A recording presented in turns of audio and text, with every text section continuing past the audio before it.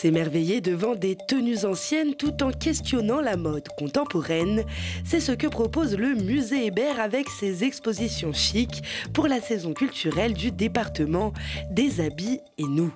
Utilitaire à l'origine, le vêtement se tisse au fil du temps une place d'objet attrayant, séduisant et même plus.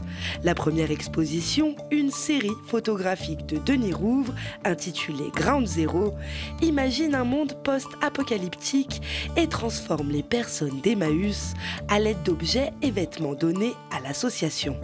C'est un travail de recréation, c'est un travail d'imagination pour transfigurer les personnes en fait et en faire des personnages complètement nouveaux. Et sans identité véritablement, mais avec finalement une nouvelle aura.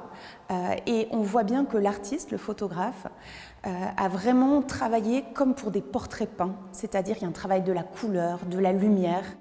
Dans ce travail, Denis Rouvre imagine avec des vêtements de seconde main des tenues extraordinaires et punk à la fois.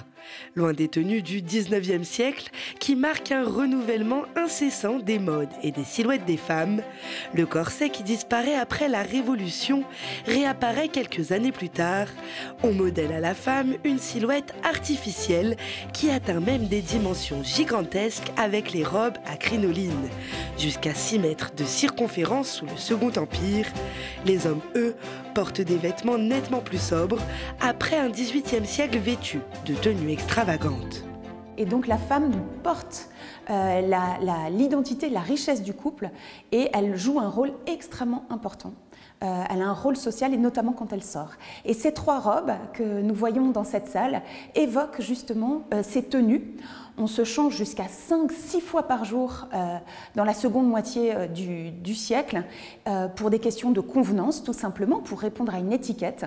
Et les femmes donc doivent avoir une garde-robe extrêmement fournie, qui est aussi parfois évolutive. On invente des systèmes où on a une seule jupe et 2 corsages, par exemple, un plus décolleté pour le soir. Il y a aussi des petits éléments assez amusants. On voit qu'il y a des innovations techniques, qu'on peut relever les robes par des petites tirettes qui se trouvent dessous. Chaque espace du musée a été investi pour comprendre cette mode du 19e siècle, interroger son histoire et pourquoi pas la comparer à la mode contemporaine.